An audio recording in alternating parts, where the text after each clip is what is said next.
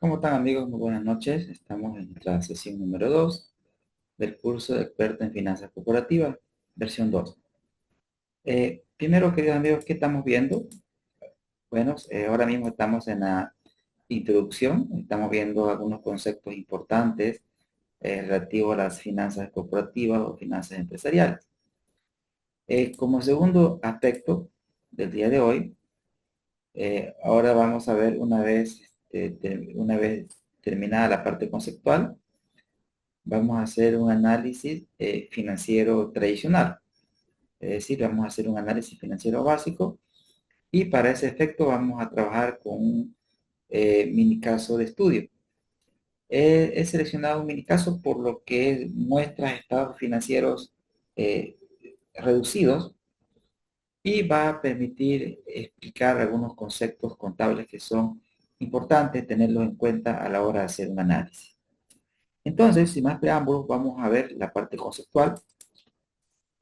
Vamos a ver, en primer lugar, la importancia y evolución de la función financiera. Bien, para, para conseguir los objetivos de cualquier empresa,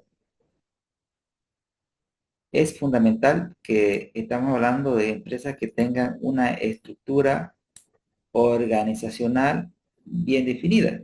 Es decir, que cumpla el paso número 1, que es tener una estructura organizacional que permita a la empresa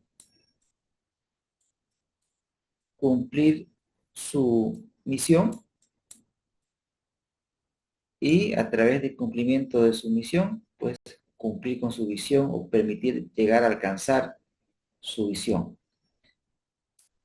Ahora, también partimos del supuesto de que una empresa debe tener una función financiera sólida y eficiente.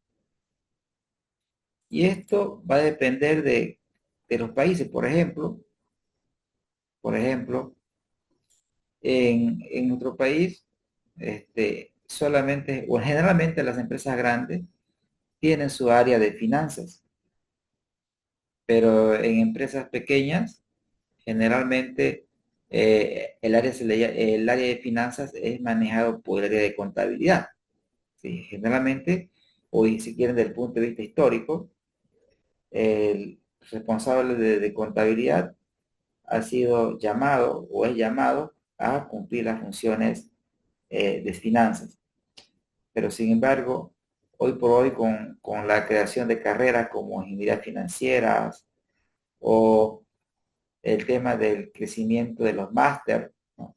Ya existe la especialidad en finanzas corporativas, entonces los profesionales, ya sea que tengan una profesión en ingeniería financiera o realicen un máster, ya sea en administración de empresas o propiamente finanzas corporativas, son aquellas personas que deberían ser las llamadas a ocupar la función financiera dentro de una estructura organizacional. Ahora bien, ¿cuál es la función financiera? O sea, ¿qué hace el responsable de finanzas? Lo que conversábamos en la clase número 1. ¿Qué busca? Primero busca obtener recursos, busca aplicar esos recursos y controlar que esos recursos estén orientados a qué? A maximizar el valor de la empresa. Entonces la función financiera está ligada a la obtención, utilización y control del recurso más escaso dentro de una empresa, el cual es el dinero. ¿Con qué finalidad? Con la finalidad siempre de maximizar el valor de la empresa. ¿Qué buscamos? Maximizar el valor de la empresa. Ahora bien, tenemos que entender la lógica de la función financiera. Primero, ¿qué es lo que hacemos? Determinamos la necesidad de recursos financieros. Es decir, primero definimos para qué necesitamos recursos. Entonces estamos planteándonos que ya pensamos en que en un modelo de negocio queremos invertir en algo y que necesitamos obtención de recursos. Ahora bien, esos recursos tienen que ser adquiridos de forma ventajosa, tienen que ser adquiridos al mínimo costo. Tenemos que buscar fuentes de financiamiento de bajo costo. Ahora, una vez que hemos conseguido los recursos, la segunda parte es la aplicación de esos recursos, pero con un cierto criterio. Es decir, los recursos que, por ejemplo, en términos sencillos, ejemplo, voy y adquiero un crédito y ese crédito, el 100% de crédito es para inversión, digamos, ¿correcto? Pero ¿qué sucede cuando generalmente son pequeñas empresas? Sacan un crédito, por ejemplo, de $10,000, ¿sí? Sacan un crédito de $10,000 y de esos $10,000, 7,000 pues destinarán al activo y la otra parte generalmente se aplica a otras actividades ajenas al destino principal del crédito. Entonces, por ejemplo, esa no es una aplicación de recursos, porque por este dinero que el banco nos está dando, no es que el banco esté regalando dinero. El banco nos da dinero, pero nos cobra una tasa de interés, por lo tanto tiene un costo, no es gratis. Por lo tanto, se debe aplicar los recursos obtenidos al destino, porque es el destino el que al final del día va a generar flujo para poder devolver ese crédito. Ahora bien, debo controlar, porque no es nomás aplicar, viene a la parte de la gestión. Debo controlar que esos recursos den fruto en el futuro, porque al final del día, si nosotros pensamos en la lógica de una inversión, tenemos el presente, tenemos el mañana, hacemos el sacrificio de efectivo y queremos que ese efectivo me genere más efectivo en el mañana. Pero ¿qué sucede? Acá hago la inversión y luego me siento a esperar resultados. No es así, ¿no es cierto? Durante todo este tramo, es decir, no va a existir largo sino efecto corto. Cuando hablamos de control, estamos hablando de debo controlar que todo vaya de acuerdo a lo que he presupuestado. Y si existe alguna desviación, pues debo tomar acciones correctivas en los momentos oportunos. Es decir, no debo esperar ver qué pasa al final. O sea, debo tratar de que el día a día me garantice el futuro. Y para eso tengo que controlar que los recursos fueron aplicados de forma correcta y que den los frutos que espero o que me tracé en un principio que iban a generar. Y finalmente tenemos la evaluación. Es decir, ok, determiné la necesidad de recursos, hice la inversión, lo obtuve bajo costo, lo obtuve bajo costo. Los apliqué 100% al destino. Hice un control, hice un seguimiento. Ahora me toca evaluar si los resultados que he obtenido están de acuerdo a los resultados que he esperado. Y luego y luego obviamente aprender, porque al final de cuentas la empresa no es ajena a la vida, ¿no es cierto? Al final de cuentas por ahí las cosas no salen como nosotros esperamos, pero tenemos que aprender tanto de las cosas buenas como de las cosas malas que, que suceden en la vida o en las empresas. Y ya para una futura inversión similar, ya nosotros sabemos dónde hemos errado y corregir esas falencias. Antes de continuar, amigos, ¿se entendió este punto?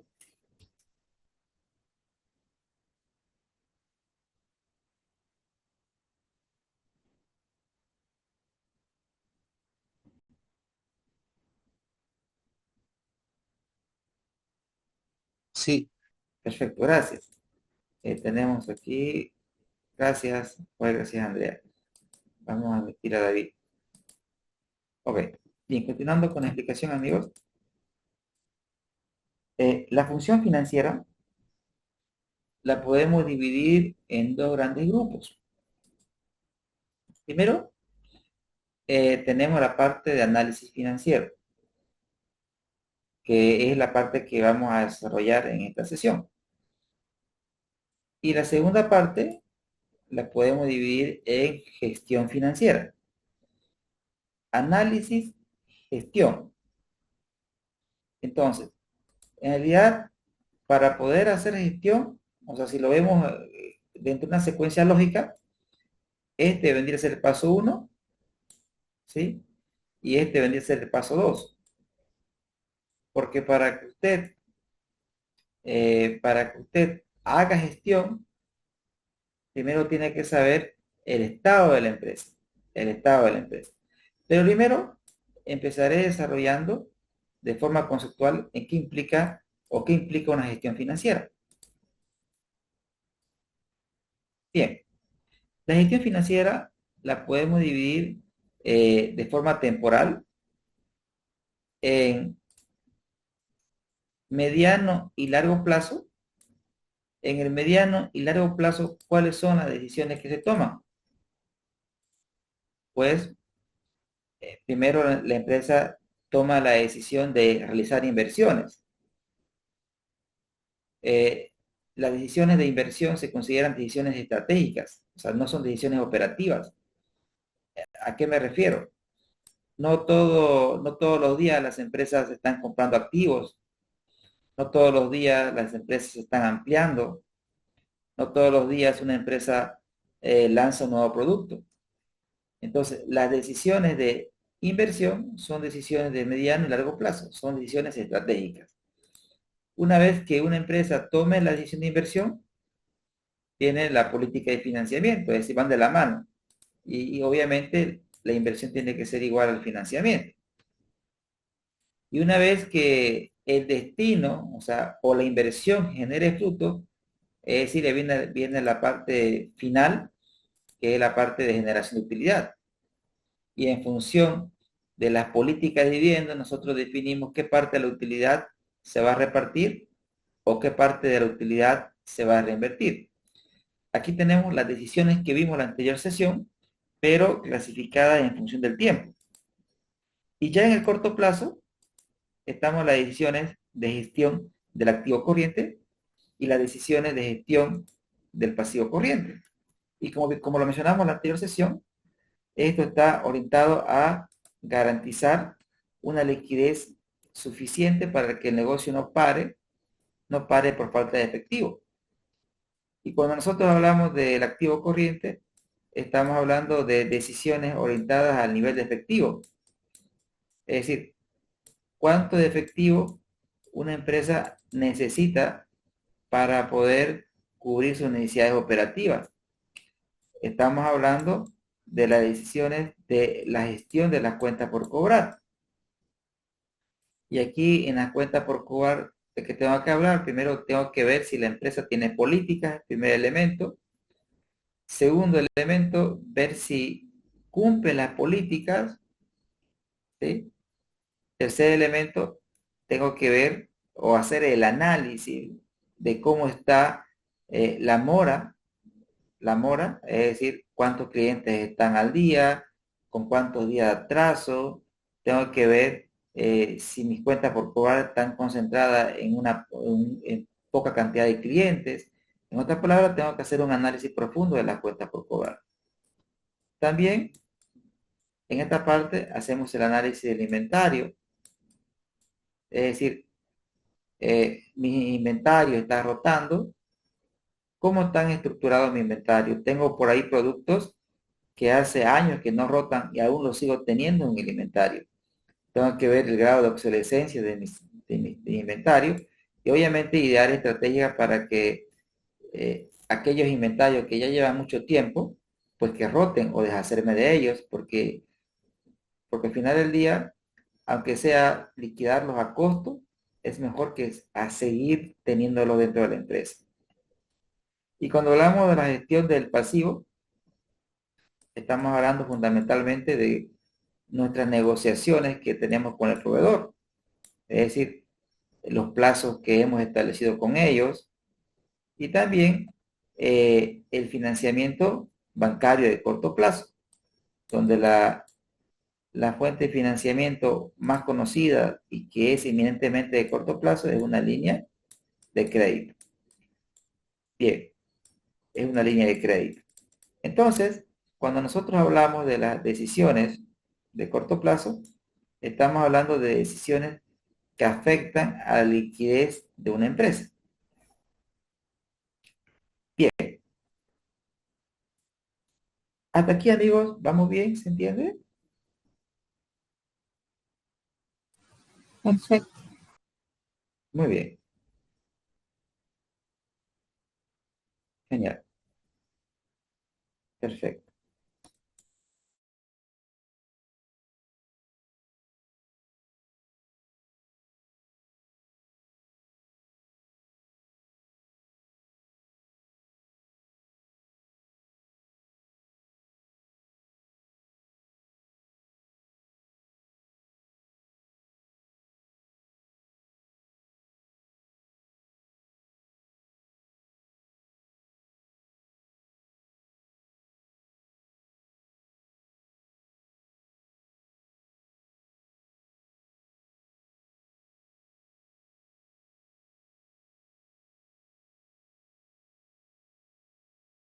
Perdón, yo estaba hablando, estaba con el micrófono silenciado. Ok, ok, está todo claro, perfecto, gracias, pues, gracias Andrea, gracias, muy bien, continúo con la explicación entonces amigos. Entonces, cuando nosotros hablamos de la gestión financiera, ¿sí? Estamos hablando fundamentalmente de las principales decisiones que se toman en finanzas, como ser las decisiones de inversión, las decisiones de financiamiento, la política de dividendo y las decisiones operativas que son decisiones que afectan al activo corriente y al pasivo corriente de una empresa. Entonces, esto es el corto plazo.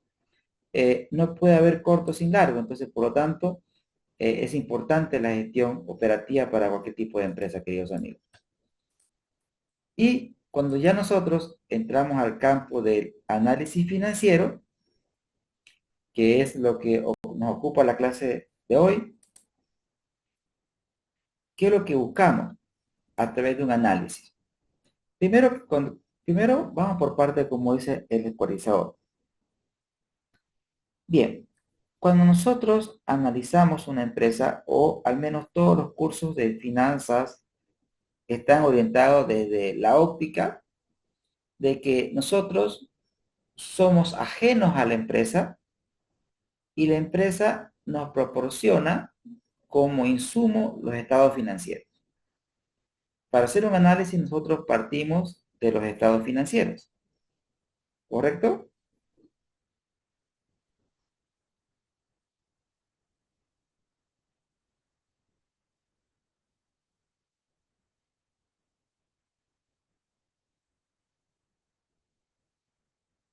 Entonces la pregunta razonable sería, amigos, nosotros cuando leemos los estados financieros, la pregunta que les hago ahora mismo, ¿será que vamos a conocer el problema principal que aqueja una empresa o de lo contrario, simplemente vamos a tener una idea? ¿Qué dicen ustedes? ¿Será que con los estados financieros nosotros podemos identificar Idea. una idea, dice, ¿no? Concuerdo, porque recuerden que los estados financieros nos van a dar una idea de cómo está la empresa, pero nosotros requerimos hacer un análisis más profundo para poder identificar el problema real de una empresa. Entonces, con la lectura de los estados financieros nosotros tenemos una idea, o como, o como bien les menciono, cuando uno hace un análisis financiero, queridos amigos, más que respuestas, hace preguntas. Entonces, nosotros cuando hacemos un análisis financiero no esperemos tener todas las respuestas. pero sí esperemos o tenemos que hacer todas las preguntas. Por ejemplo, la lógica fundamental de una consultoría de análisis financiero, ¿cómo parte? Uno pide los estados financieros de una empresa. Segundo, uno analiza los estados financieros de la empresa de manera global. Y cuando uno identifica patrones anormales, ya uno va pidiendo información detallada, como por ejemplo, si nosotros vemos un problema, un comportamiento anormal de las cuentas por cobrar, uno pide el mayor de cuentas por cobrar. Si nosotros vemos un comportamiento anormal de inventario, pues pedimos el mayor de inventario para ver la estructura, la composición del inventario. Si nosotros vemos que la empresa tiene un problema de margen, pues tengo que pedir la política de precios, la política de descuentos, los costos unitarios, si tengo que pedir el estado de costo de producción. Entonces, fíjese usted que el análisis que vamos a hacer nos va a dar una idea global de cómo está la empresa. Posteriormente, al cierre del curso, ¿sí? Vamos a analizar un caso en el cual vamos a simular una empresa real, en la cual vamos a tener acceso a información detallada en cuanto a costo, en cuanto a estructura de las cuentas por cobrar, en cuanto a la mora. Esto es con la idea de que tengamos una lógica de cómo hacer un análisis profundo de una empresa. Por ahora, estamos bajo la lógica de que solamente disponemos de los estados financieros. Entonces, si disponemos de los estados financieros, ¿qué me interesa ver en una empresa? Pues me interesa ver su liquidez. Y cuando hablamos de liquidez, me hago preguntas como, por ejemplo, ¿la empresa puede cubrir sus deudas a corto plazo? Es la pregunta que acá respondemos. ¿La empresa cuenta con la liquidez suficiente para poder afrontar su compromiso de corto plazo? Me pregunta. Segundo, ¿cuán expuesta está la empresa al riesgo de liquidez? ¿Cuán expuesta está la empresa al riesgo de liquidez? Y fíjese, esto está fundamentalmente asociado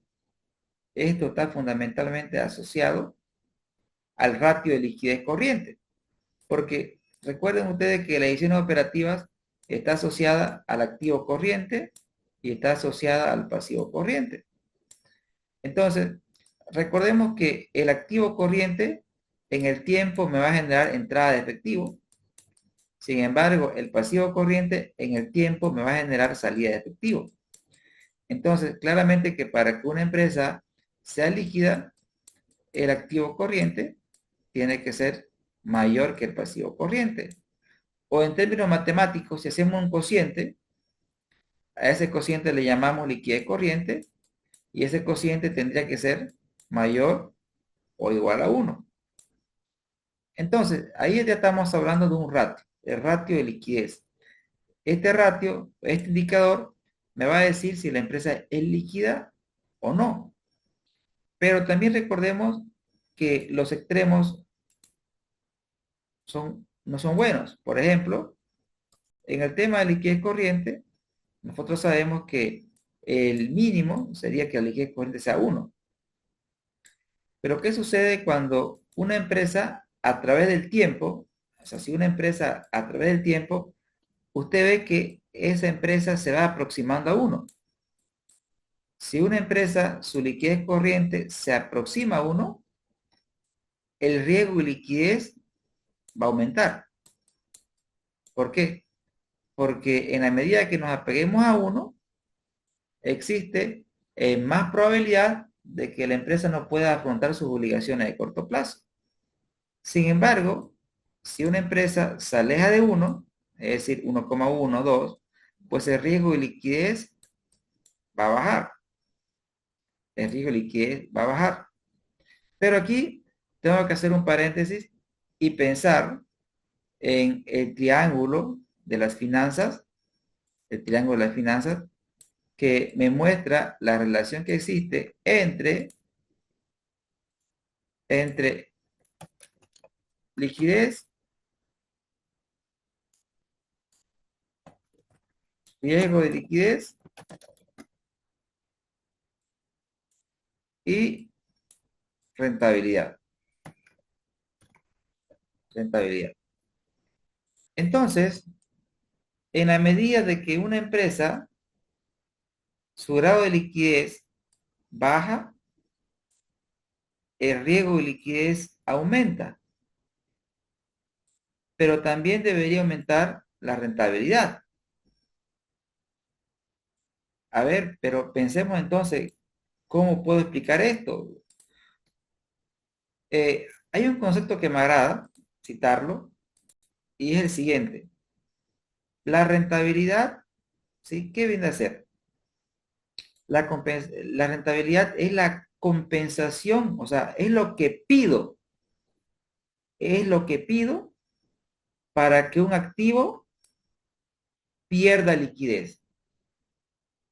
Ahora bien, pero veamos a ver, pensemos, el activo más líquido es el dinero en su estado natural.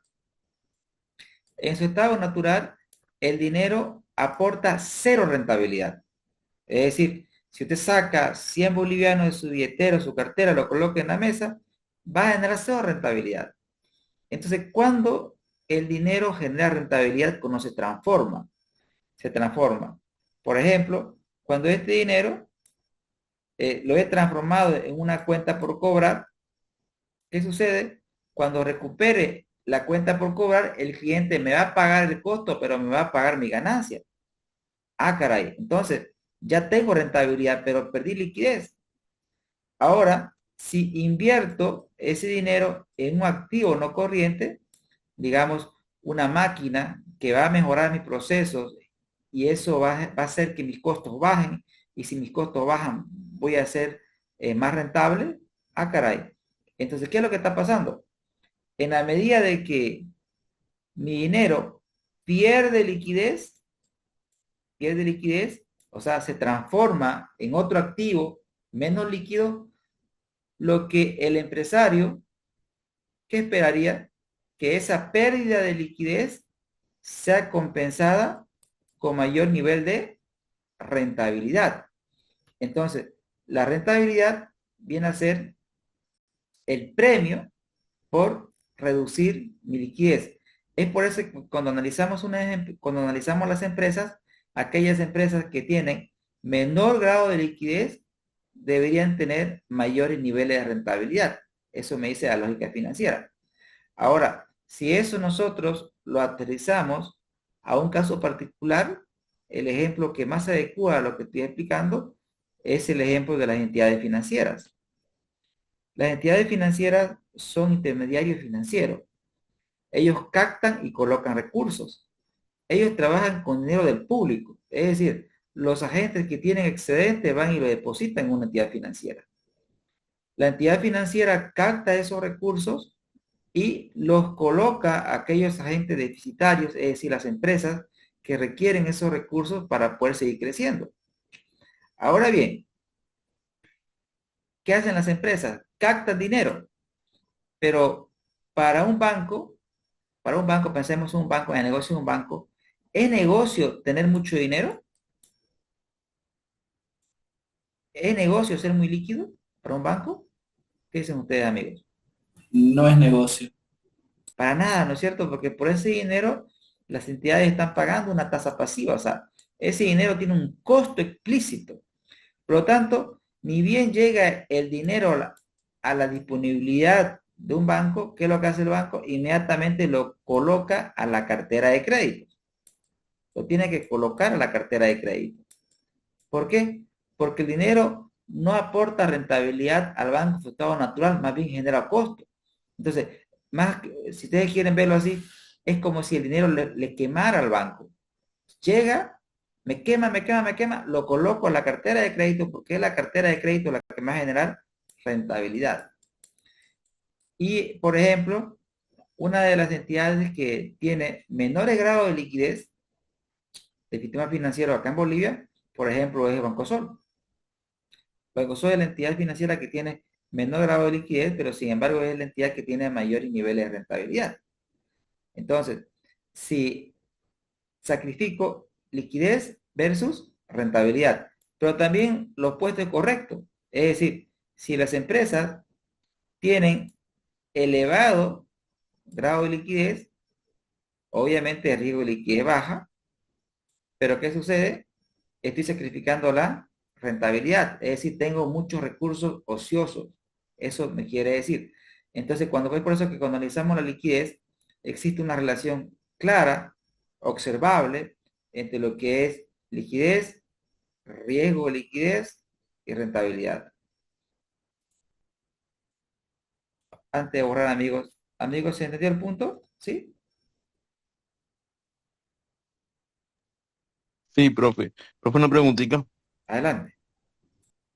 Profe, ¿es posible un escenario en el que la empresa, es que he escuchado casos en el que dicen que los indicadores de una empresa de pronto, digamos, la razón corriente, pues, es mayor a uno, pero que no son líquidos en el flujo de caja? O sea, hay una posibilidad de que los indicadores digan una cosa y el flujo de caja diga otra. Usted acaba de hacer una pregunta existencial y ahora mismo también le respondo a Ricardo. Ricardo pregunta, buenas noches, una pregunta, ¿la rentabilidad cómo se mide? Perfecto, excelente pregunta. Puede ser un indicador sobre este concepto. La rentabilidad se traduce en liquidez. Estoy pensando bien. Perfecto. Genial. Excelente. Primero, respondo la primera interrogante. En cuanto a la pregunta de Ricardo, es muy existencial, ¿sí? Y creo que la vamos a responder, ¿sí? La vamos a responder con el caso que vamos a analizar. ¿Listo? Ahí va a quedar pendiente la pregunta, ¿no? Porque es una pregunta muy interesante. Bien, a ver, vamos por parte, como dice el ecualizador. Si, por ejemplo, vamos a aterrizar en números. Si nosotros analizamos la liquidez de una empresa y, por ejemplo, tenemos como activo corriente tenemos 20.000 y tenemos como pasivo corriente 10.000. Y recuerden que esto provienen, tanto el activo corriente como el pasivo corriente, amigos, provienen del balance. Y el balance, ¿qué es? Es simplemente una foto, ¿no? Una foto, como bien lo vimos, ¿no? ¿Se acuerdan en la clase anterior? Inicio, operación, cierre. O sea, inicio la foto como estoy comenzando, cierre la foto como estoy terminando. Su balance es una foto.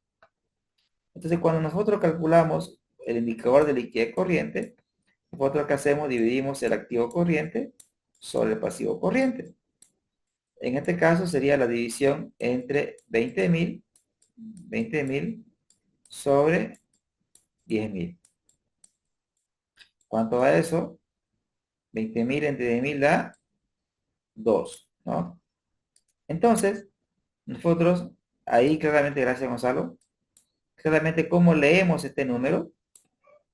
Recuerden que tenemos el activo corriente que en el tiempo me genera dinero, el pasivo corriente en el tiempo me genera salida de dinero. Entonces podemos decir que por cada unidad monetaria que debemos en el corto plazo, la empresa dispone de 2 unidades monetarias para hacer frente a sus obligaciones de corto plazo. Entonces claramente E mayor o igual a 1, entonces decimos que la empresa es líquida. Entonces, pero hay que tener especial cuidado. El hecho de que una empresa sea líquida no quiere decir que en el futuro tenga problemas, o sea, no quiere decir que en el futuro no tenga problema para afrontar sus obligaciones de corto plazo. Me explico de forma oportuna. Me explico. Imagínense que hoy, ahora mismo estamos a martes 11 y estamos haciendo un análisis. Entonces, actualmente yo tengo una cuenta por cobrar, me pongo de ejemplo, tengo una cuenta por cobrar de 10.000 bolivianos dentro del mes. Dentro del mes voy a percibir mi salario de 10.000 bolivianos. Pero también dentro del mes tengo por pagar 5.000. Entonces, bajo este esquema, por cobrar tengo 10.000, por pagar tengo 5.000. En consecuencia, soy una persona líquida. ¿Por qué? Porque en el tiempo voy a tener 10.000 de entrada y en el tiempo voy a tener 5.000 de salida. Soy una persona líquida. Pero sin embargo, si le ponemos tiempo, estos 10.000 lo voy a cobrar recién el 25 de este mes, el 25 de febrero. Van a ser efectivos estos 10.000. Y sin embargo, voy a pagar 5.000 el 15 de febrero. Entonces, ahí, amigo, tengo un problema de calces. ¿Por qué? Porque voy a percibir 10.000 recién el 25.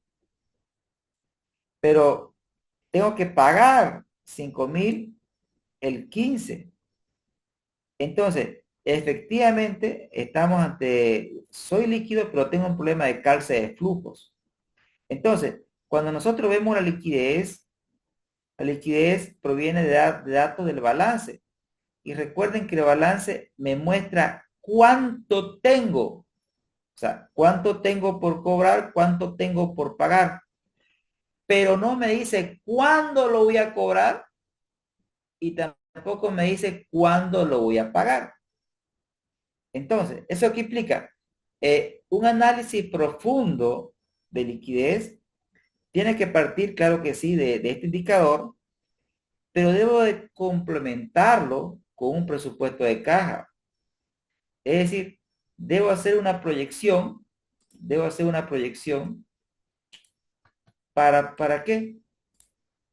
Para poder establecer en el tiempo, qué es lo cierto en una empresa, lo que se puede precisar o lo que se puede estimar con cierta precisión es los egresos.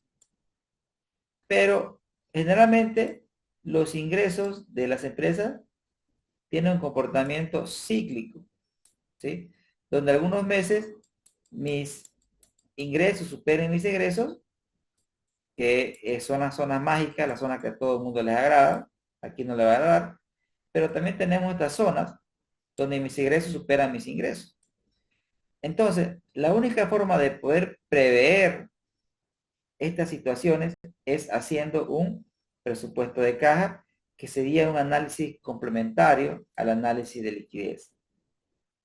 ¿Respondí su pregunta? ¿Sí? Sí, profe. Genial. Gracias. Muchas gracias. A usted va a preguntar. Y tengo pendiente todavía la pregunta que nos hizo Ricardo, ¿no? Bien. Ahora, otro elemento importante de la liquidez es el tema de la deuda. Tengo que ver el tema de la deuda de una empresa. Y cuando hablamos de la deuda, por ejemplo, tengo que ver el grado de endeudamiento de una empresa. Cuán endeudada está una empresa. Entonces nosotros agarramos y vemos un balance, vemos un balance, vemos un balance, y en este balance nosotros podemos identificar el pasivo corriente, el pasivo no corriente y el patrimonio. Ya que tenemos el activo corriente, ya que tenemos el activo no corriente. Entonces, tenemos que ver nosotros cuál es el grado de endeudamiento de una empresa. ¿Cuál es el grado de deuda? La suma de pasivo corriente más pasivo no corriente. Si por ejemplo le ponemos cifras, vamos a asumir que los activos de la empresa son 100 y que el financiamiento, la suma de pasivo más pasivo no corriente es 60 y el patrimonio es 40, tengo que ver el grado de endeudamiento de una empresa, y para eso, por ejemplo, podría calcular un índice como ser el índice de deuda. El índice de deuda, acá me estoy adelantando un poco a lo que vamos a ver más adelante, pero es con el ánimo de poder precisar los conceptos, ¿no? Precisar los conceptos a través de un pequeño ejemplo. Un indicador que me mide el grado de endeudamiento es el índice de deuda, que simplemente es la división del pasivo total sobre el activo total. Entonces, si nosotros hacemos la división, queridos amigos, vamos a tener 60 entre 100, y si eso lo multiplicamos por 100 para hacer los porcentajes, estamos hablando del 60%. ¿De cómo leo ese 60%? Entonces, debajo de 60 podemos ver el 100. ¿Y qué es el 100? El 100 pues es los activos, ¿no es cierto? ¿Y qué es el activo? Es la inversión de la empresa. Entonces un índice de deuda de 60%, ¿qué me está indicando? Que la empresa está financiando sus activos con un 60% de deuda. Entonces, primero decimos que el nivel de deuda es elevado porque está superando el 50%. La empresa tiene baja autonomía. Es decir, en la medida de que el índice de deuda es más grande, la empresa pierde autonomía. Pierde autonomía. Y cuando hablamos de autonomía, por ejemplo, se puede explicar en términos simples, ¿no? En términos simples, pues si por ejemplo, hago el ejemplo con Andrea y Cecilia, por ejemplo, si ahora mismo le pregunto a Andrea, Andrea, ¿a usted le interesaría saber qué va a hacer Cecilia el fin de semana? Si va a viajar o qué va a hacer. Quizás Andrea me diga, no, profesor, no me interesa qué va a hacer Cecilia. Pero si Cecilia le prestó $5,000 a Andrea, entonces quizás a Andrea le interesaría monitorear qué hace Cecilia. Entonces, ¿cuál es el mensaje que le estoy dando? El mensaje que le estoy dando es que en la medida de que usted tenga más deuda como persona, tiene menos grado de autonomía. Lo mismo ocurre con las empresas. Las empresas, mientras más comprometidas estén con el banco, con los acreedores, tienen menor grado de autonomía, porque al final del día la empresa ya no les pertenece, ¿no es cierto? La empresa le pertenece a los terceros, ¿no? Ahora bien, lo mismo que se aplica para las personas, se aplica para las empresas y también se aplica para los países. Aquellos países que tienen elevados niveles de deuda, pues tienen menor grado de autonomía. ¿En qué sentido? En el sentido de que cuando un país adquiere deuda, ¿qué sucede? Las personas que los países, ya sean préstamos bilaterales o los préstamos que pueden hacer a organismos como el Fondo Monetario Internacional, estos organismos cuando le dan dinero a un país, no es que le den dinero pues gratis, o sea, le dan dinero, pero le dan también una receta. Y está mal que le den la receta, pues no está mal desde el punto de vista del libre mercado, ¿no? Porque si yo estoy dando dinero a un país, espero que ese país me devuelva, y para que me devuelva, pues tiene que mejorar su situación económica, ¿no es cierto? Entonces viene con una receta, y ahí se dice que en la medida de que un país está más endeudado, pierde autonomía. Fíjense que en ningún momento mencioné que si es bueno o malo, porque al final del día no existe una estructura óptima general para todas las empresas. Es decir, no puedo decir, profesor 50-50 es lo mejor, ¿no? No puedo decir 40-60 o 60-40, no. Porque al final del día, una empresa debe tener el nivel de deuda, primero, que sea deuda buena, es decir, deuda que sea aplicada a inversión. Y segundo, está bien ligado a la capacidad de pago. Es decir, una empresa puede tener un nivel de deuda del 30%, pero tiene una muy buena capacidad de pago. Perfecto. Entonces, es una deuda que con bajo riesgo. Pero puede ser que tenga usted otra empresa que tenga un nivel de deuda del 40%, pero que apenas le alcance para pagar su cuota. Entonces, es una deuda que está destruyendo valor. Entonces, la empresa debe tener la deuda que genere valor y que no destruya valor. Y cuando una deuda o cuando usted siente que una deuda está destruyendo valor, hagámoslo desde el punto de vista personal. Desde el punto de vista personal, usted tiene una deuda que destruye valor cuando usted tiene que pagar su crédito, pero para pagar su crédito tiene que sacrificar a alguien. Es decir, o sacrifica la mensualidad del colegio de sus hijos, sacrifica las facturas, ¿sí? O sacrifica, cuando usted tiene que sacrificar a alguien, esa deuda está destruyendo valor a nivel personal, porque está afectando su normal operar de usted como persona. Ahora, ¿cómo sé que la deuda destruye valor para una empresa? De igual manera, cuando ustedes observan de que una empresa está demorando más en pagar, cuando una empresa está demorando más en pagar los servicios, está demorando en pagar a sus proveedores, está demorando en pagar los alquileres. Entonces, claramente la empresa tiene una deuda que destruye valor, que está destruyendo su valor porque está afectando sus operaciones normales. Pero cuando usted observa que por ahí una empresa puede tener elevado nivel de deuda superior al 50%, pero honra su compromiso de manera puntual, eso me da la sensación de liquidez, la sensación de buena deuda. Entonces, nosotros medimos el nivel de deuda, pero no solamente eso, amigos, también tenemos que preguntarnos si la empresa puede pagar esa deuda. Vemos su capacidad de pago. También vemos o respondemos a la pregunta si la deuda fue buena o fue mala. O sea, a través de un análisis me tengo que dar cuenta de que si la empresa tuvo buena deuda o mala deuda. Recuerden el camino de una buena deuda. Es decir, si aumentamos la deuda financiera de una empresa, debería ser aplicada a fundamentalmente activos no corrientes. Y esos activos no corrientes deberían generar dos cosas fundamentalmente. O hacen que venda más, es decir, ampliando mi capacidad productiva por ahí, o mejorando procesos, bajando costos. Pero al final del día, ¿eso qué va a hacer? Va a hacer que mi resultado operativo aumente. Eso es por un lado.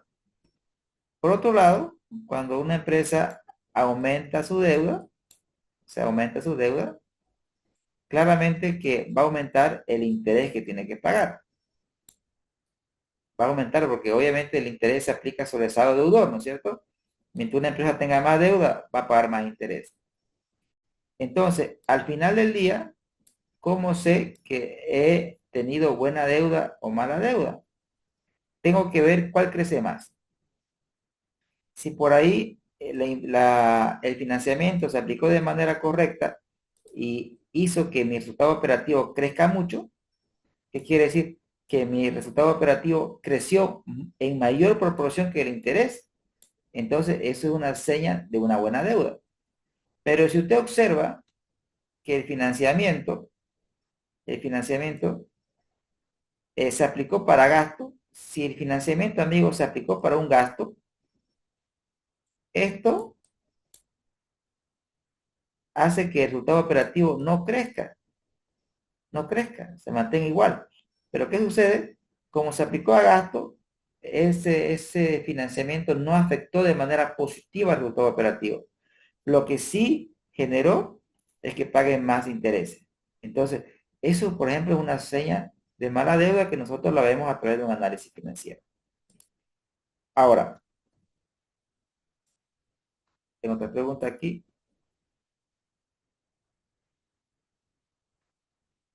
Tengo otra pregunta, Ricardo. Tengo otra pregunta. La voy a leer, ¿ya? En el caso de crédito personal, ¿sí? Se calcula que no puede superar el 25% de los ingresos.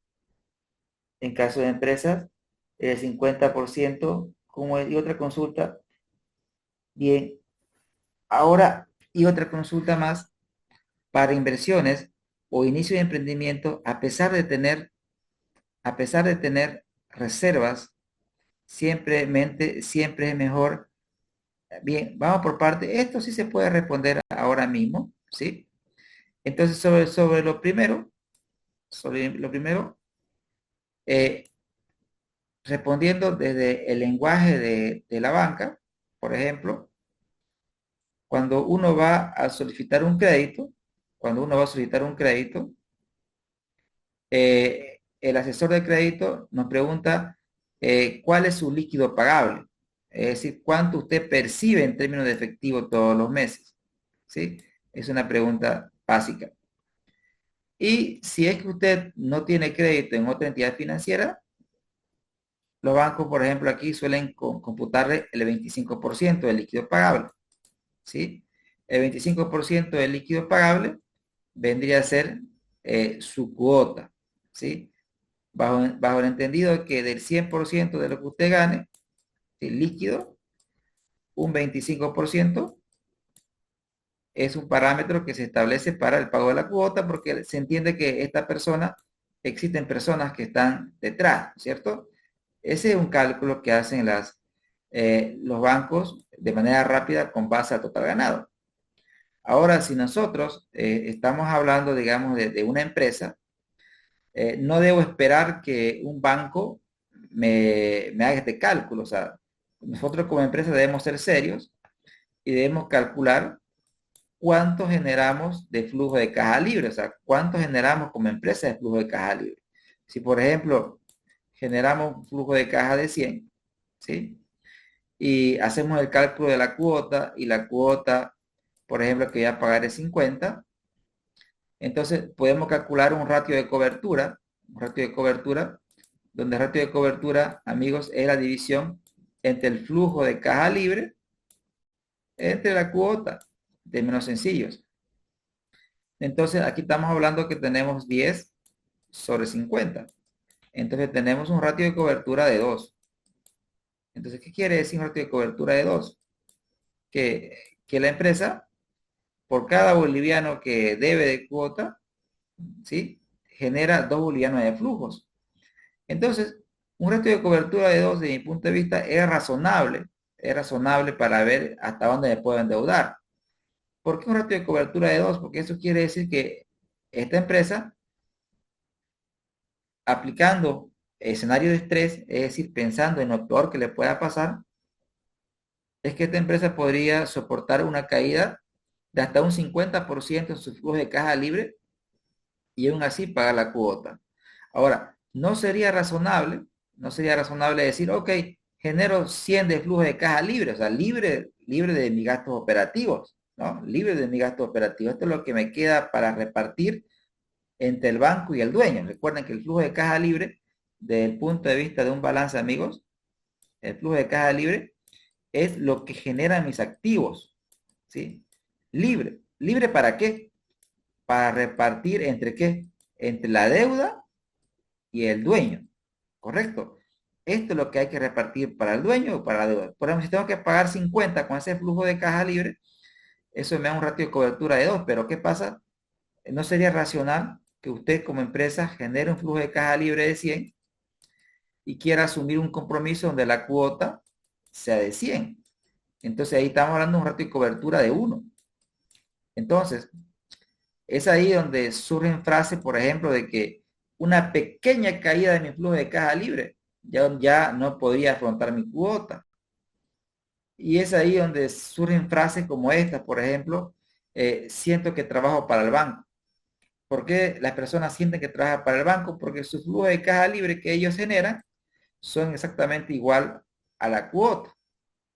Entonces, nosotros tenemos que definir al final del día, respondiendo ya de manera más precisa, tenemos que definir eh, qué riesgo, quiero asumir. Y cuando me refiero a riesgo, me refiero a la probabilidad de no poder pagar mi cuota, ¿sí? A eso me refiero, a riesgo financiero. ¿Qué grado de riesgo financiero debo asumir como persona? Ahora bien, las entidades financieras pues tendrán sus propios parámetros que están en función a sus políticas o estarán en función a las directrices que da el regulador. Por ejemplo, acá en Bolivia, el regulador de las entidades financieras es la ASFI. Si bien los bancos tienen sus propias políticas, pero tienen que orientarse a las directrices de la ASFI y así en todos los países también la banca es regulada. Entonces, en función de esa regulación, definen hasta dónde se le puede dar, digamos, a un cliente en función a los flujos, en función a la garantía a la garantía real o a los garantes que podría presentar. Eso en cuanto a la primera pregunta que usted hace. ¿Respondí su primera pregunta, Ricardo?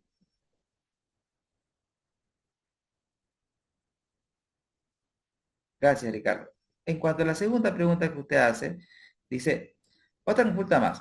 Dice, para inversiones o inicio de emprendimiento, a pesar de reservas, ¿siempre es mejor el endeudamiento? Bien, ahora, el endeudamiento, a ver, vamos por partes, ¿no? Vamos por partes. Hablemos vamos de empresas ya consolidadas, ¿no? Existen muchas empresas y ustedes pueden ingresar, digamos, a portales como Yahoo Finanzas o Investing y se van a dar cuenta, queridos amigos, que hay empresas que, pese a tener una caja muy fuerte, tienen deuda. Entonces, su gran pregunta es, a ver, ¿para qué te endeudas si tienes una buena caja? Ahora, la deuda tiene dos bondades fundamentales. Es decir, la deuda le genera apalancamiento financiero. ¿Qué quiere decir? Que si nosotros lo vemos bajo la óptica de un balance, y acá tenemos, por ejemplo, activo, y acá tenemos deuda, patrimonio, ¿sí? Y voy a hacer un ejemplo. Ahí tienen ustedes un balance y voy a hacer un ejemplo de una empresa, hacer un ejemplo sencillo, sencillo, que después lo podemos aterrizar con números, ¿sí? Pensemos en una empresa, amigos, que actualmente tenga un nivel de activos, su nivel de activos sea de 100 bolivianos, ¿ya? Pero es una empresa que no quiere asumir deuda, es una empresa conservadora, por lo tanto, pasivo igual 100, ¿sí? Igual 100. Digo, mejor dicho, más que pasivo, perdón, patrimonio. Patrimonio igual 100. Activo, el activo es igual al patrimonio. Entonces es una empresa que no tiene deuda. Y vamos a asumir que esta empresa genera un resultado operativo de 20. Entonces, cuando nosotros calculamos la rentabilidad, ¿no? Nosotros calculamos, por ejemplo, la, la rentabilidad haciendo un cálculo bien sencillo, que este cálculo vamos a pulir más adelante. Por ejemplo, puedo calcular un ROE, por ejemplo. Un ROE podría ser el resultado operativo sobre el patrimonio. Yo quiero saber cuánto está rentando la inversión del dueño. Entonces, y respondo parcialmente a la pregunta que usted hizo en un principio, ¿no? ¿Cómo mido la rentabilidad? Una métrica de rentabilidad tiene que cumplir ciertas condiciones. Tiene que ser un cociente, en primer lugar, tiene que ser un cociente, y en el numerador debe ir un resultado, tiene que ir un resultado, y en el denominador tiene que haber un esfuerzo, tiene que haber un esfuerzo. Entonces, la rentabilidad viene a ser el cociente de un resultado sobre un esfuerzo. En este caso, estamos hablando del esfuerzo del dueño, que el dueño en este caso ha colocado todos los recursos. Entonces, ¿cuánto está rentando los recursos del dueño? Entonces, divido el resultado del negocio, el negocio me está dando 20, ¿y cuánto he invertido? He invertido 100. ¿El dueño cuánto colocó? 100. Es la rentabilidad del dueño. En términos porcentuales, ¿cuánto me está rentando mi inversión? 20%. Es decir, por cada peso que he colocado, ese peso me devuelve 20% de rentabilidad. Eso es en un escenario A. ¿Ya? Ahora, planteémoslo en un escenario B. En un escenario B, misma empresa, es decir, con el mismo nivel de activos, tiene 100 de activos, pero ahora decide acudir a deuda, 50 y 50.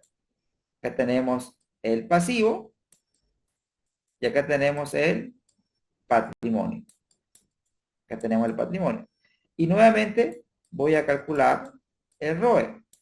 El ROE que es la rentabilidad del dueño. Entonces me pregunto es, ¿cuánto es el esfuerzo ahora del dueño? El dueño está colocando ahora 50. ¿Y cuánto está generando de resultado operativo? El resultado operativo sigue siendo 20, ¿correcto? No cambia el resultado operativo, porque ¿qué es lo que estoy cambiando? Lo que estoy cambiando es la estructura de capital. Es decir, la inversión en ambos casos sigue siendo 100. Lo que estoy cambiando es la forma en la cual financio esos 100. Al usar apalancamiento, es usar deuda, ¿qué es lo que hace en términos matemáticos? Está reduciendo el esfuerzo del dueño. Aquí el dueño está colocando todo. Aquí el dueño está colocando solamente la mitad. ¿Y cuánto es mi resultado? 20. Entonces, por favor, si alguien me ayuda, 20 entre 50%.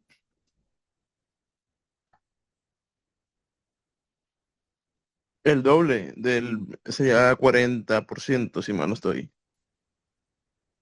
Perfecto, Sí, 40%. gracias.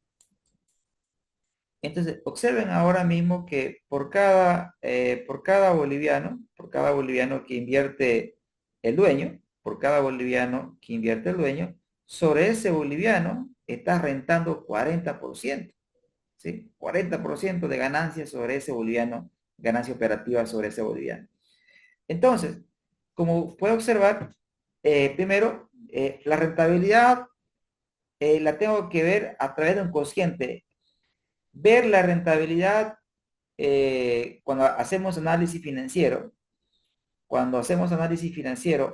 ver la rentabilidad y con base solamente al numerador es engañoso. La rentabilidad siempre tiene que ser un cociente entre un resultado sobre un esfuerzo. Antes de explicar ese concepto que ahora mismo les mencioné, pregunto amigos, antes de borrar la pizarra, ¿está claro este punto? Profe, una consulta. Está claro, pero quería hacer una consulta puntual. Adelante, Andrea. En el caso del ROE, usted está tomando ahora como si no tuviéramos el impuesto a la utilidad, ¿cierto? ¿Es correcto? En caso que sí hubiera impuesto a la utilidad, tomaríamos la utilidad neta de la gestión, ¿cierto? ¿Es correcto? Ya, eso solamente quería. Es correcto, Andrea. Es correcto lo que usted menciona. Es tal cual. Ahora, nosotros vamos a calcular indicadores, como le mencioné, tradicionales, como usted lo menciona ahora mismo, es la utilidad neta sobre el patrimonio, pero al final del día, la empresa puede definir sus propios ratios. Eso es lo que les quiero decir, ese es el mensaje central, ¿no?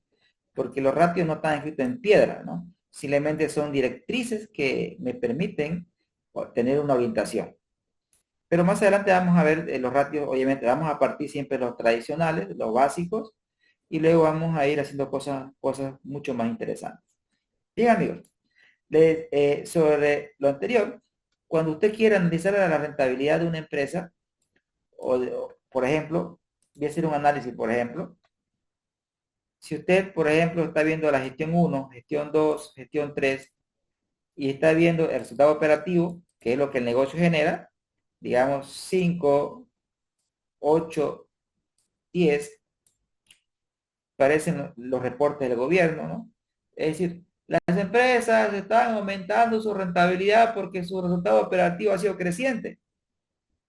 Mentira, porque nosotros tenemos que asociar el resultado sobre el esfuerzo. Por ejemplo, si acá hacíamos un esfuerzo de 50, acá hacemos un esfuerzo de 100 y acá un esfuerzo de 200, y yo les pido calculen la rentabilidad sobre el patrimonio, ¿sí? O sea, la división de estos dos. Por ejemplo, ¿me ayudan amigos? Por favor, 5 entre... Acá sería 10, ¿no es cierto?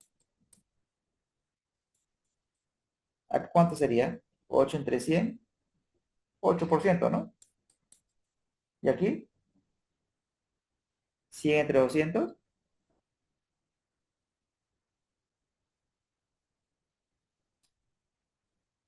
¿Si alguien me ayuda? Luego 5. 5. 5% parece. Gracias, Gonzalo. Bien. Aquí tengo respuestas. 5. Ok, gracias, Erika. Entonces, observen, amigos, que si explico la rentabilidad solamente por el resultado, estaré cometiendo un error, porque tengo que ver el resultado, pero sobre el esfuerzo que se realizó para obtener ese resultado. Entonces, usted en términos absolutos puede mostrar que sus números están creciendo, pero en términos relativos, lo que está pasando es que mi rentabilidad está decreciendo. ¿Por qué? Porque si bien su resultado está creciendo a través del tiempo, cada vez usted está haciendo más esfuerzo para obtener ese resultado. Entonces, la idea básica siempre es hacer el mínimo esfuerzo, ser eficiente en el esfuerzo para obtener el máximo resultado, ¿no? Bien, excelente. Amigos, ¿estamos bien hasta aquí? ¿Se entiende?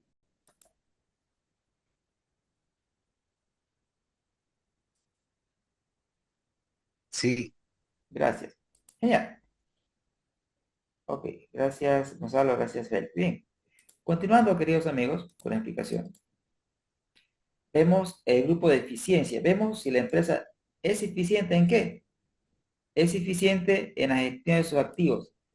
La empresa es eficiente de forma global.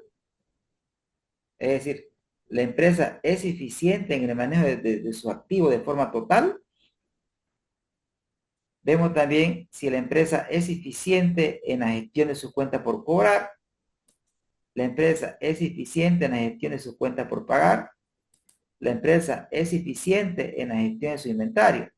Entonces, cuando nosotros hacemos el análisis de eficiencia, debemos responder a cada una de estas preguntas.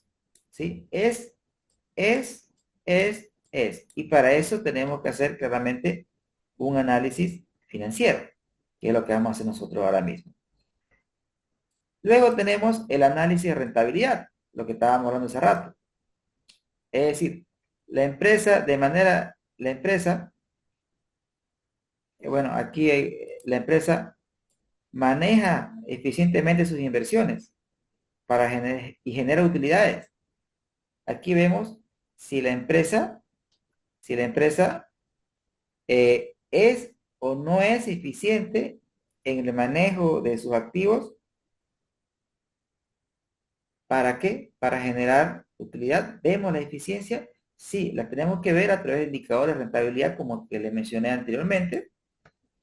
Y finalmente, tenemos que ver el riesgo en términos de operación, su riesgo operativo, como también su riesgo financiero. Entonces, todo esto es lo que tiene que responder, queridos amigos, un análisis financiero. Bien, antes de ir a la parte práctica, ¿sí? Vamos a resumir de forma general todo lo que hemos visto en un pequeño mapa conceptual. La pregunta es, ¿qué necesito para hacer un análisis financiero? Primero, necesito la información contable. Esa información contable está plasmada en los estados financieros. Y mejor si son estados financieros auditados, donde ha pasado el filtro del auditor. Luego, debo hacer un análisis, o sea, debo buscar otra información, porque recordemos, amigos, que lo que está plasmado en los estados financieros ha sido consecuencia de qué? De lo que pasa en el macroentorno. O sea, tengo que analizar el macroentorno, tengo que ver los factores políticos, los factores económicos, los factores sociales, los factores tecnológicos, que obviamente afectan a todos los sectores de la economía, incluido el que está la empresa ahora mismo analizando. Por ejemplo, ahora mismo, cuando hacemos un análisis financiero, tenemos que ver cómo está el tipo de cambio paralelo en Bolivia, ¿sí? Tenemos que ver cómo ha evolucionado la reserva internacional neta, la balanza comercial, que son variables que obviamente van a afectar a los índices de inflación. También tengo que hacer el análisis del microentorno. Tengo que analizar mi competencia, tengo que analizar mis proveedores, tengo que analizar los sustitutos, tengo que ver la intensidad de la competencia, es decir, básicamente el análisis de las 5 fuerzas de Porter. Entonces, la información contable tiene que estar inmersa en un contexto para ver o para poder explicar el porqué de la evolución de ese número a través del tiempo. Una vez con eso, ¿qué es lo que hago? Aplico herramientas, ¿sí? Aplico herramientas, aplico técnicas.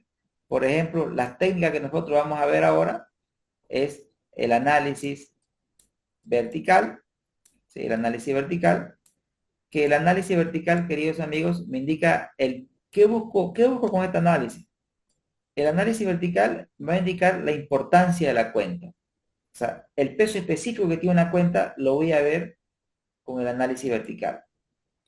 Y con el análisis horizontal, ¿qué voy a ver? Voy a ver el comportamiento, la variación porcentual de una cuenta. Me explico en forma sencilla. Vamos a asumir, tenemos acá 10, acá tenemos 100, ¿sí? Y esto que se llame caja, y esto que se llame cuenta por cobrar, y que estamos hablando de un periodo 1 y un periodo 2, ¿no? Y acá tenemos cuenta por cobrar y acá tenemos el inventario, ¿sí? El inventario que sea 200. Entonces, ¿cuántos amigos es mi activo corriente? Mi activo corriente sería la suma, ¿no? De la caja, sería 310, ¿no, amigos? ¿Correcto? Sí, correcto. Perfecto. Entonces, un análisis vertical, gracias Gonzalo, un análisis vertical me va a indicar la importancia que tiene una cuenta respecto a un total. Por ejemplo, aquí puedo decir yo que mi total sea mi activo corriente. ¿Y qué hago? Divido ¿me ayudan con la división, por favor? 10 entre 310 por 100, ¿cuánto daría? 10 entre 310 por 100%, 0.3. 0.3%. Gracias. 100 entre 310 por 100%.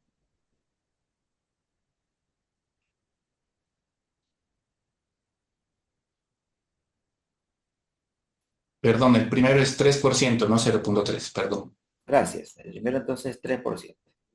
Gracias. Ok. Aquí tenemos 3%. El segundo, 32,25%. Gracias, Erika.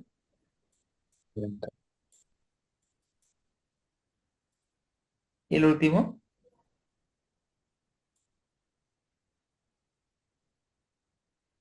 64%. gracias. Bueno, 65, 64,51, ¿no? Ok. Obviamente va a sumar el 100%, por ejemplo, la matemática, así que no se alarmen si esto no suma 100%, pero aquí yo quiero la lógica acá, lo importante. Bien, por ejemplo, ¿cuál es la cuenta más relevante? Claramente la cuenta más relevante es el inventario, ¿no? Entonces, el análisis vertical, la pregunta que debe, o lo central, ¿qué me dice? La importancia o el peso específico de la cuenta. Ahora, ¿para qué me sirve? Obviamente que nosotros cuando hacemos análisis financiero debemos concentrarnos en los números grandes, es decir, en aquellas cuentas que tienen un peso específico fuerte. Y una vez que hemos identificado aquellas cuentas que son relevantes, que tienen bastante peso, ya sea en mis activos, ya sea en mi pasivo o ya sea en mi estructura de gastos y costos, entonces a esas cuentas que tienen mayor relevancia, mayor impacto, a esas cuentas le debo hacer seguimiento horizontal, ¿correcto? Es decir, si, por ejemplo, si usted está haciendo un análisis financiero, errores que se cometen, por ejemplo, está usted analizando, por ejemplo, el estado de resultados, ¿ya? Y tiene gastos administrativos, ¿sí? Gasto de ADM, y usted hizo el análisis horizontal, y esta cuenta creció 20%, y los gastos comerciales creció 300%. Entonces, claramente, si nosotros hacemos un análisis horizontal, rápidamente nos damos cuenta que nos va a llamar la atención, nos va a llamar la atención que los gastos comerciales crecieron pues 300%, ¿no es cierto? Nos va a llamar la atención. Pero ¿qué sucede? Si por ahí en esta empresa, si hacemos un análisis vertical, nos damos cuenta que el 95% de los gastos son administrativos y solamente 5% tiene peso lo comercial. Vea usted que dentro del 100% de mi gasto de operación, el 95% corresponde a gastos administrativos y solamente el 5% corresponde a gastos comerciales. Entonces, esta cuenta varió mucho efectivamente, pero tiene poco peso. Sin embargo, los gastos administrativos varió 30, creció 20%, pero debo más esforzarme en hacer este análisis porque esta cuenta tiene un mayor peso. Entonces, cuando hablamos de técnica, El análisis vertical me dice la importancia de la cuenta, queridos amigos, y mientras más importante sea la cuenta, más relevante es hacer el análisis horizontal a la evolución de esa cuenta. Amigos, ¿se entiende la lógica? Sí. Genial, genial. Gracias, Gonzalo, gracias, Scarlett. Perfecto. Pero ahora bien, son técnicas. Una, técnica 2, y luego la técnica 3 son las razones financieras, los ratios. O sea, los ratios y las razones financieras simplemente son fracciones, como lo expliqué en la anterior lámina. Las razones financieras son fracciones entre cuentas que tienen alguna relación y que me van a permitir ver la evolución de la empresa en términos de qué: liquidez, deuda, eficiencia, rentabilidad. Y también tenemos otras técnicas como por ejemplo el análisis Dupont, el punto de equilibrio, que son cuestiones que vamos a desarrollar más adelante con calma. Aquí solamente quiero dar la idea general. Bien, una vez que usted aplicó las técnicas, ¿qué va a encontrar? Va a analizar cómo está la empresa en términos económicos y en términos financieros. Vamos a hacer un análisis económico y financiero. Y en función de una vez que usted sepa cómo está la empresa, pues debe hacer una evolución, debe ver la tendencia, debe ver hacia dónde va. En otras palabras, una proyección. Debo responder, ok, la empresa se ha manejado así, de esta forma. Si sigue así, ¿cómo va a estar en el futuro? Hago una proyección. Y si ese futuro no me gusta, si ese futuro me genera estrés, entonces, ¿qué es lo que debo hacer? Tomar decisiones. Tomar decisiones hoy para mejorar ese futuro, si es que no tomo decisiones. Y esas decisiones son las decisiones que se toman generalmente, ya sea inversión, ya sea de financiamiento, qué hacer con la utilidad y mi gestión de activos y pasivos corrientes. Amigos, ¿se entendió la lógica de esta lámina?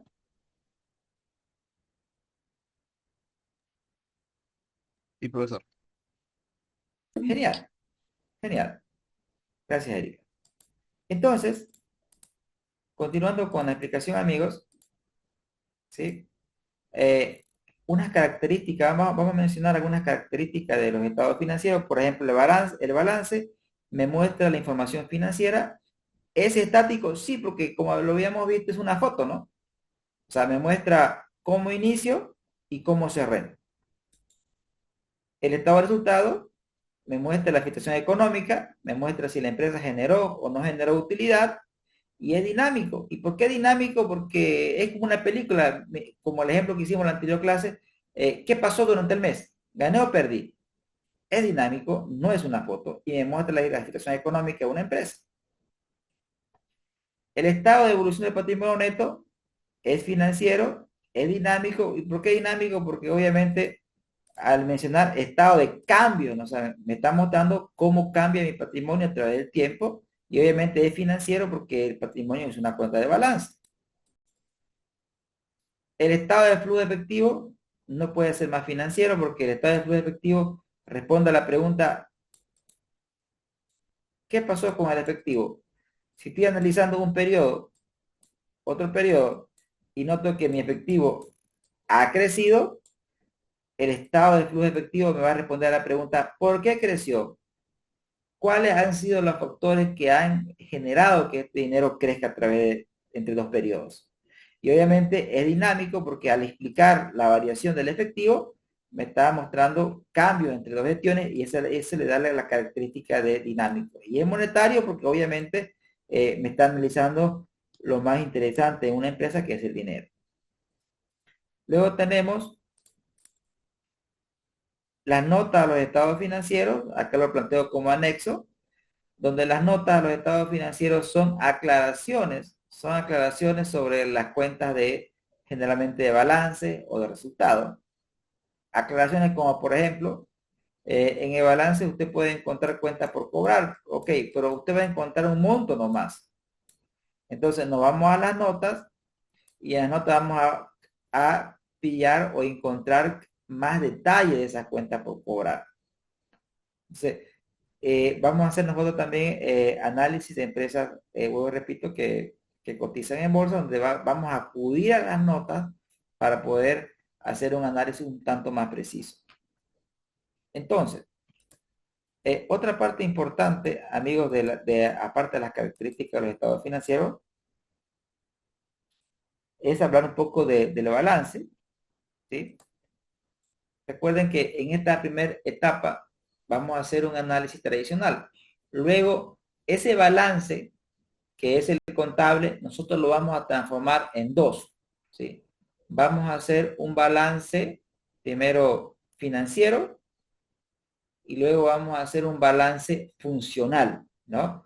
Que ya son formas de poder acomodar el balance, ¿sí? De otra forma, para poder hacer un análisis un tanto más avanzado y más profundo de la información contable. Noten ustedes que la información contable la vamos a transformar en otra forma de mostrar la información que me permita hacer un análisis más profundo.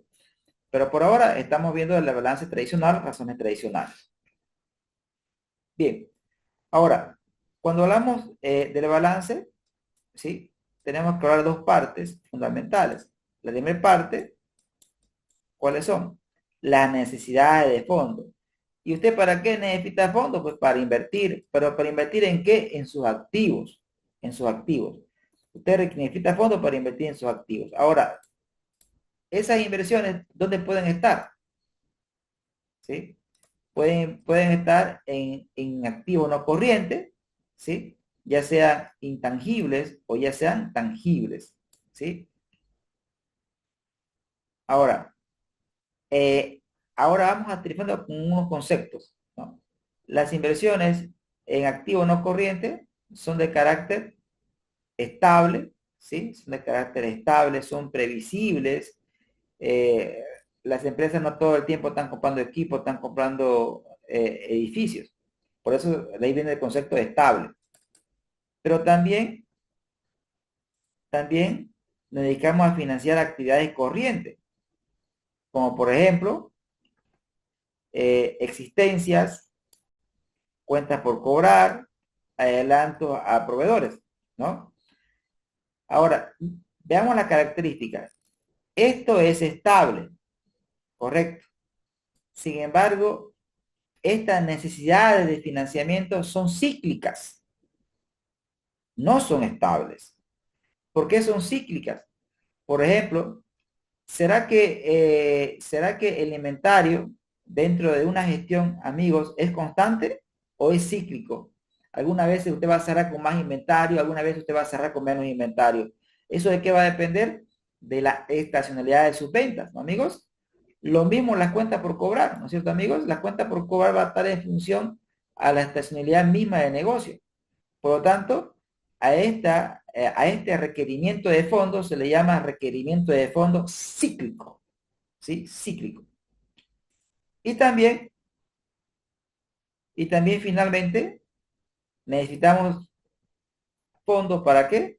Para la disponibilidad, o sea, debemos de contar con un nivel de efectivo, ¿sí?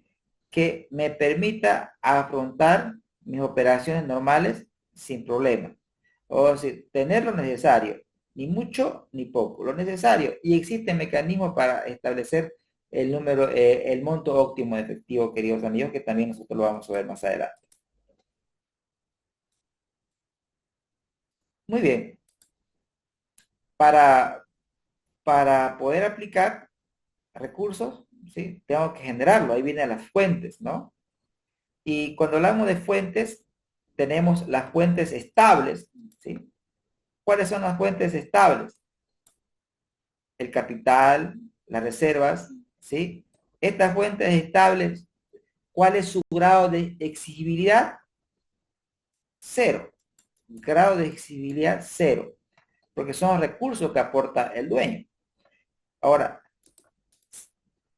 cuando ya nosotros hablamos de fuentes estables, ¿por qué son estables? Porque son financiamientos fundamentalmente a mediano y a largo plazo, ¿sí? Son fuentes de financiamiento estables, pero ya tiene mayor grado de exigibilidad, ¿sí? El dueño puede esperar, o sea, si genera utilidad, puedo hablar con el dueño y decirle, ¿sabe qué? Este año no se reparte utilidad, se va a reinvertir. Perfecto.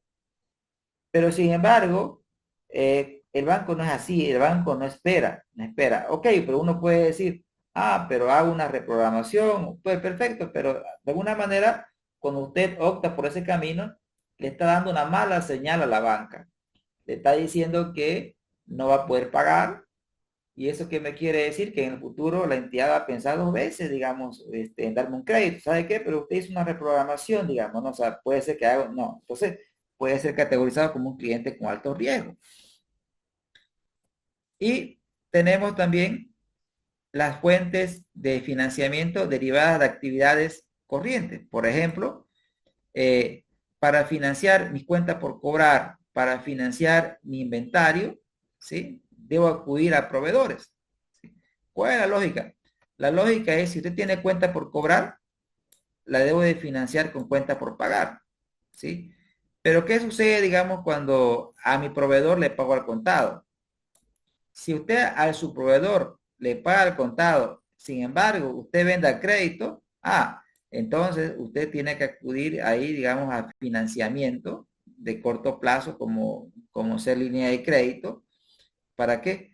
Para poder apalancar su cuenta por cobrar. Porque recuerden siempre que, que mis activos van a querer siempre un financiamiento. Y ese financiamiento puede ser, digamos, a través de, si estamos hablando de mi cuenta por cobrar, mi cuenta por cobrar es una cuenta de activo. La debería financiar con proveedores, porque la idea es, si yo doy a mi cliente el crédito, debería pagar el crédito a mi proveedor. Pero a veces los mismos modelos de negocio de las empresas hacen que al proveedor se le paga el contado, al cliente se le da el crédito, por lo tanto, eso quiere decir que mi cuenta por cobrar la tendría que apalancar con deuda financiera, es decir, deuda financiera con costo. Bien, ahora, y obviamente acá estamos hablando de financiamiento sin costo, ¿no? Y acá estamos hablando de financiamiento de corto plazo con costo. Fundamentalmente el ejemplo que les estaba hablando, queridos amigos, de la línea de crédito. Bien, ahora veamos un ejemplo, ¿sí? Veamos un ejemplo, amigos. Pero para ver el ejemplo, ¿sí? Les pido que Santiago tiene una consulta. Adelante, Santiago.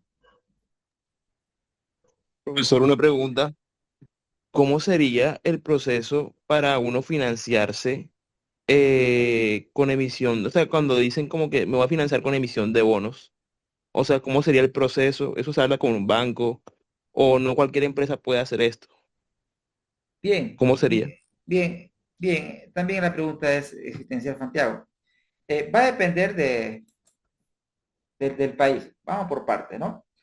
Está el financiamiento tradicional, o sea, está el financiamiento tradicional, es decir, cuando nosotros acudimos a una entidad financiera.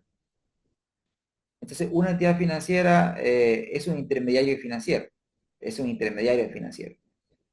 Y si nosotros hacemos analogía, eh, que el dinero es una mercancía, es un bien económico como cualquier otro, ¿no es cierto?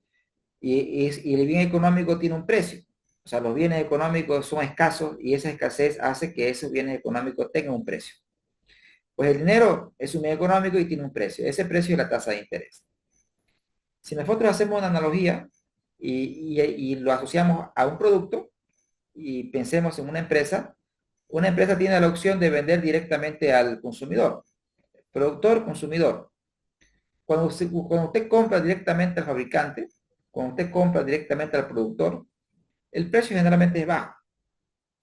Pero cuando usted compra al intermediario, el precio es elevado. Entonces, en la medida de que existan más intermediarios, ¿qué va a pasar con el precio del consumidor final? Va a ser más elevado. Entonces, esa analogía la aplicamos a los bancos. ¿Por qué financiarse con la banca tradicional en términos de tasas elevados? Porque el banco es un intermediario. Es un intermediario y la intermediación genera costo. Sin embargo, cuando una empresa emite bonos, de alguna manera elimina al intermediario y es la empresa y el mundo. La empresa y el mundo. Es decir, cuando usted va al banco, usted no conoce quién le está dando dinero, o sea, porque ese dinero que le están dando no es del banco, es de un ahorrista, pero usted no conoce quién es el ahorrista ni tampoco le interesaría conocerlo. Pero cuando usted emite, por ejemplo, instrumento de deuda como hacer bonos, entonces usted conoce quién les está comprando esos bonos. Pero como esa actividad, digamos, involucra mucho riesgo, de alguna manera es regulada. Entonces, para emitir bonos en todos los países, hay que primero seguir ciertas etapas. Por ejemplo, en Bolivia existe un proceso, usted tiene que estar primero inscrito en la Bolsa Boliviana de Valores, esa inscripción tiene un costo, usted tiene que elaborar un prospecto de emisión. Un prospecto de emisión es un documento en el cual usted establece cuántos bonos va a emitir, qué tasa usted va a pagar, cuándo usted va a pagar, si son amortizables, no son amortizables, el plazo, el destino. También en ese prospecto se muestra cómo está la empresa en términos económicos y financieros. En ese prospecto también se establece la calificación de riesgo, y esa calificación de riesgo, ahí entra otra parte, que es una calificadora de riesgo que viene y hace un análisis de la empresa y emite una calificación. Es decir, esta empresa está emitiendo bonos, por decir algo, triple A, digamos, ¿no? Es decir, que son bonos que tienen muy baja probabilidad de impago. Y así la calificación se va deteriorando, al igual que los países, ¿no es cierto? Ahora, como le mencioné, al haber todo un aspecto regulatorio, eso implica costos. Por eso, cuando una empresa generalmente opta por estos mecanismos de financiamiento, no se prestan poco dinero, se prestan mucho dinero. Y esa es una limitante, por ejemplo, del sistema financiero tradicional. Cuando usted quiere adquirir mucho financiamiento, imagínese, no puede aproximarse un banco y yo quiero 50 millones de dólares. Entonces, el banco, por más que lo tenga, o sea, darle tanto dinero a usted implica mucho riesgo para el banco, porque implica mucha concentración de cartera en un cliente. Entonces, lo que se hace, de alguna manera, existe la figura de crédito sindicado, donde se reúnen dos o más bancos y le prestan el dinero. Entonces, hay ese limitante. Pero cuando usted se financia a través de la bolsa de valores, ¿sí? Se elimina de alguna manera ese limitante porque es el mundo el que le puede comprar esos bonos y va a depender fundamentalmente de su capacidad de endeudamiento como empresa, ¿no? Y cada país tiene su propio proceso. Seguramente en Colombia tiene su proceso, seguramente Perú tiene también su proceso y también tiene sus partes que regulan ese proceso. ¿Respondí su pregunta, Santiago? Sí, profe, muchas gracias, muy capo. Excelente. Bien, amigos, nos vamos al break y retornamos en 15 minutos para la segunda parte de la sesión, que es el análisis financiero, que es la parte práctica. Nos vemos, amigos. Gracias. Muy bien, licenciado. Voy a pausar la grabación para que esta parte no salga.